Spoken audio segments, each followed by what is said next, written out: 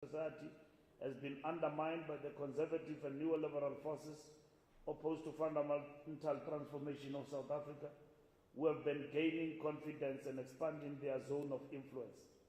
The conference condemned in the strongest terms possible continued harassment of and discrimination against black people who regularly get attacked and victimized on the basis of their skin color. The ANC calls for the introduction of outcomes of the State Capture Commission. We have implored on the government in our declaration at conference to resolve the issue of load shedding as quick as possible and ensure that we do away with load shedding in the long term. We also agreed that we must push ahead with the reforms to have taken, which is over 200 pages document. Our scribers and rapporteurs have been hard at work, and not all of them have finished the job, and they will continue to do so, including a comprehensive resolution we have taken on economic development and so on this morning when we concluded our conference. The major amendment to the Constitution could not reach a threshold, and as a result, the status quo of our Constitution still remains. And in this particular regard, conference adopted all hours of the morning after intensive deliberations. Thanks, Secretary General. We will now invite questions from members of the media. We still exist as per the SG's directive that we still allow you to interface with some of the reporters of the various commissions to deliberate more broadly on issues specific to their own commissions, whether it's economic transformation, legislature and governance. So SG, they've already engaged with 4 of those commissions. They were supposed to engage with the other 4, which we said will create. Okay, and let's just say all the hands that are up will come down when you ask. Some very much said from the presidency. On the issue pertaining to Mr. Andile Lungisa Mbali, was the matter concluded upon? What was the resolution of conference on Andile Lungisa? That on economic policies, particularly, is on the Triple P FMA. What did conference decide on that? Because there were some who were saying it's particularly worrying that the direction that your party is taking, that it's taking a right-wing posture, particularly when it comes to government procurement, and saying that there will be no preferential treatment towards black business anymore. What do you decide on that particular aspect? As a Reserve Bank, and no longer to nationalize it, as previously resolved by the 2017 conference in Nasrec. Thank you very much. So we're taking all the questions and then the SG will deal with them at once. Queen Maswabi from the Daily Maverick. My question is about the constitutional amendments. What does this mean for the ANC, and will this have any bearing on the position of the second DSG? My question is also pertaining to the constitutional amendment. You say that it couldn't reach the threshold. Was it that tense to the point, or was it that tense to the point that you had to go to the vote where you needed to decide whether? Christian, you should have raised your hand. Christian from Network Friend.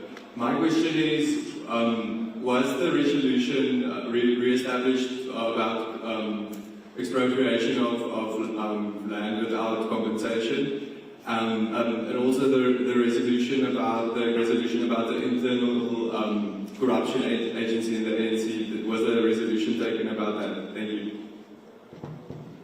Okay, Mawande, you should have gotten closer. You guys are too far.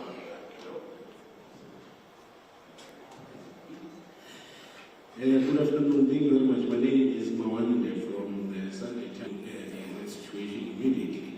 how, the how question, you don't explain how will it deal with it. For instance, the reason I'm asking is today in the energy security engagement earlier on, where the Minister of Energy, who made an appearance, he asked the question, because it seems that there's still no agreement about it. What is it that causes load shedding? Did you, as conference, get to those issues and agree on the way forward? And also, how did you resolve the burning question of the just transition? For instance, there are people like Minister Manashe himself who still believe that it's too early to be aggressive towards the renewables.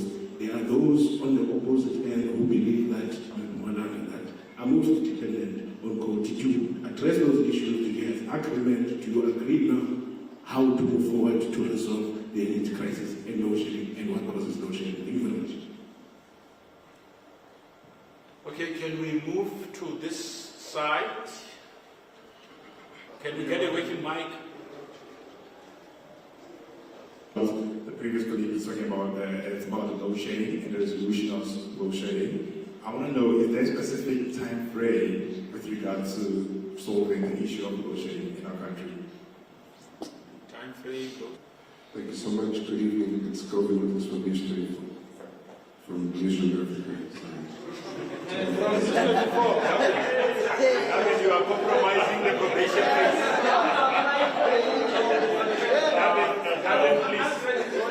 please. If there's probation, you need to. Thank you. It was resolved that the functioning of ESCOM, Transnet and Denel should be taken to the line departments, which would be Department of Energy, Department of Transport and Department of Defense.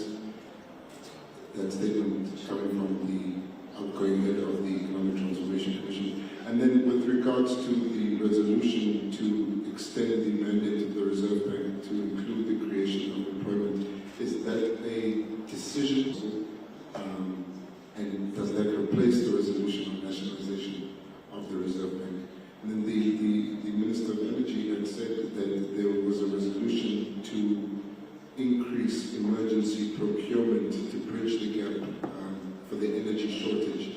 Is that emergency procurement of IPPs, or is it for diesel or other fossil fuels as well? Thank you. It's Govind from Nation Africa. Hotato. Because there was a microphone next to. No, allocates a chance. Thank you so much. John, it's Hotato here at the Sunday Times. The NEC had decided, well, the previous one, had decided that by the 55th National Conference, we understand that it was not presented, that report, we did not deliberate on it. Whose decision was it that the can should be kicked down to the new NEC? And is it because this is a motive and a burning issue that you believed whoever decided kicking down of the can, whose decision was it and why? Thank you.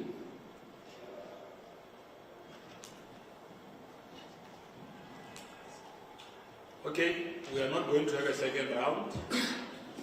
Okay, Gary. Sorry then. Did the ANC decide to continue with the appointment of councillors for local... Sorry, the community. I know the President said in his political report this was a concern because those councillors would then turn independent immediately after being elected. Thank you. Christian, again. That's fine. Give Christian a microphone. I can speak loud also. You can. Discussed or decided which instruments must be used to fight racism, and also just on the whole load shedding, how strong is the mandate that the ANC is giving government to deal with this issue, since it affects almost every aspect of our lives and of the people of South Africa? And actually, just to add to my colleagues, how did you give? Okay, no, thanks, SG. Those are the questions.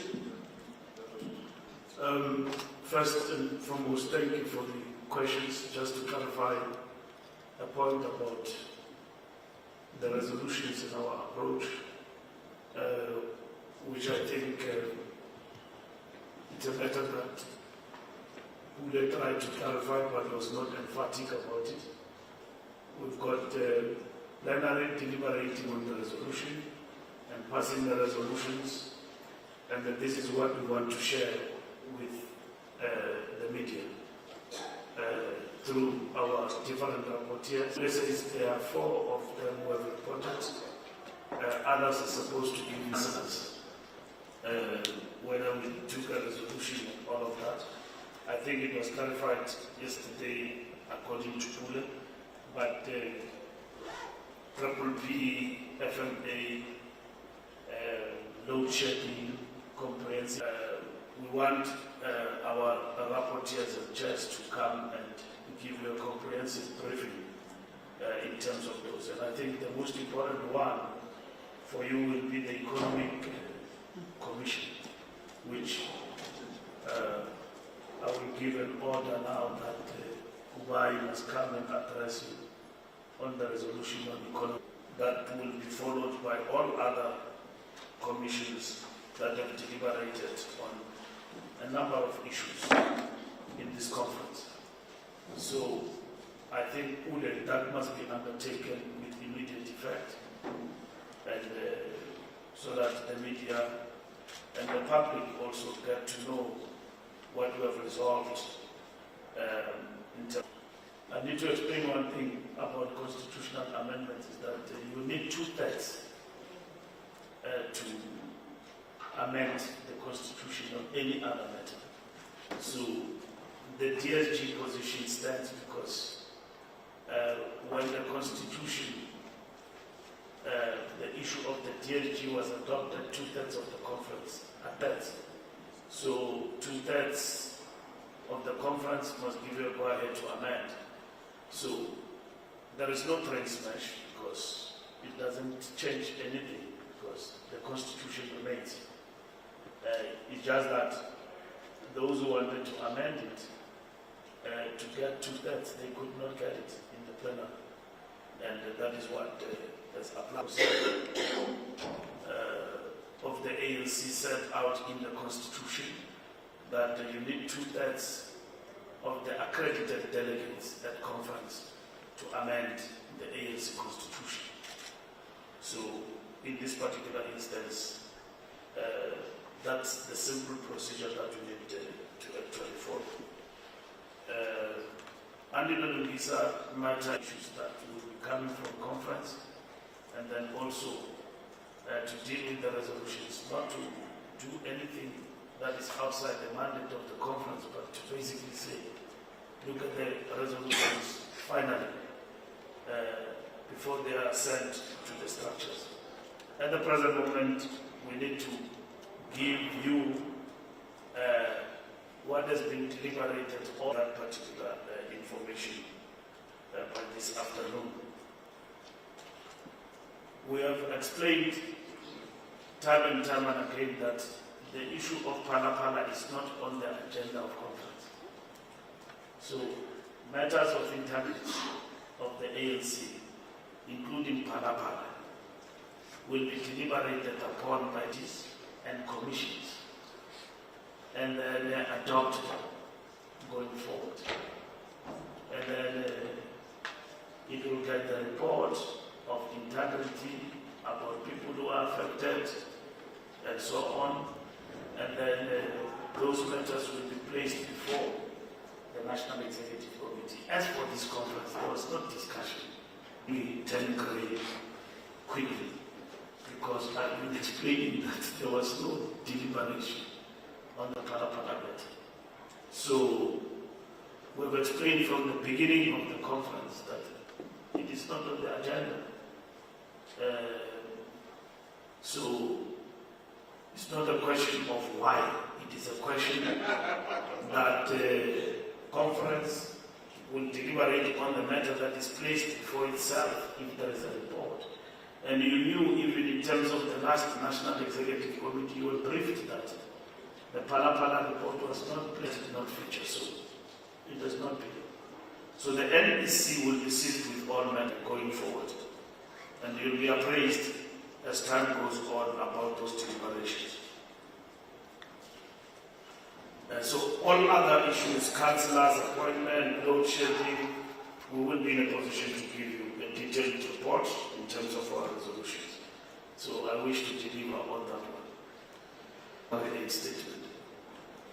I thank you very much, and I think we will deal with the people who are supposed to come and brief you on the resolutions throughout this afternoon. It's still early. We slept at 3 a.m. So, or tomorrow? No, if you are the chief whip of the journalist, I don't know, the Lord of the media. So you deal with No, thanks, SG. Just on the issue of the briefing, we will convey through our platforms. We'll send out an alert. We'll have a designated practical, it's only practical to do it like that. NEC members will have to be part of this NEC, so it might be difficult SG to pull them out, seeing that this is our very first special NEC. So we'll have that briefing tomorrow, possibly between 11 and 12. Another thing we must announce before you go is that we have got an inspection in local with the SG and the DSG.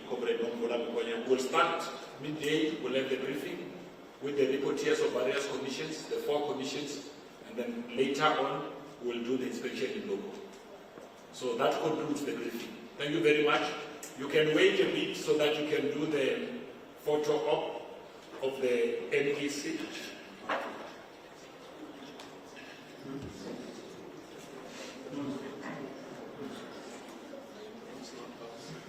Conference.